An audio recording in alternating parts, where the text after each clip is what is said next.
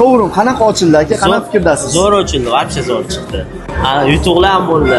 Shogird oldi. Direkt yutib olishdimi? Direkt yutib olishdi.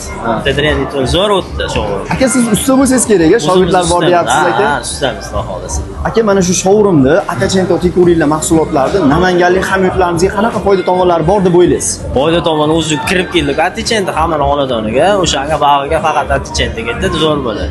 Qancha yildan beri shu sohadasiz aka? 12 yil bo'ldi. 12 yil bo'ldi. Ancha yildan beri. O'zimiz ham yuribdilar, o'zimiz 12 yil bo'ldi.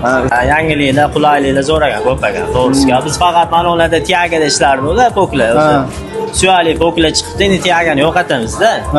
Tiagani yo'qotib, konkret bunda chiroyli mahsulotlar ishlatasiz-da endi bag'iga. Xudo xolasa bunda. Nimaiki ish osonda buni. Shuni o'pishtirasiz, bo'ldan Tiagani kesib boshqa bo'ladi. Bularda ancha oson bo'ladi.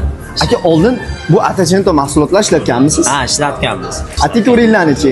Endi ishlatamiz. O'z reklamasini ko'rdim, endi ishlatamiz. Ma'lumotlarni oldingiz-a? Ma'lumotlar zo'r chiqibdi. Ha, o'sha joylarni ko'rib oldi. Xudo xolasa endi bag'alarchi.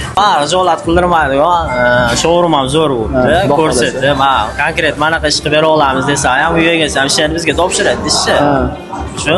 Namanganlik hamyurtlarimiz Ulug'bek aka mana atdelka ishlar bilan shug'ullanar ekanlar. Raqamlarni pastga yozib qoldiramiz.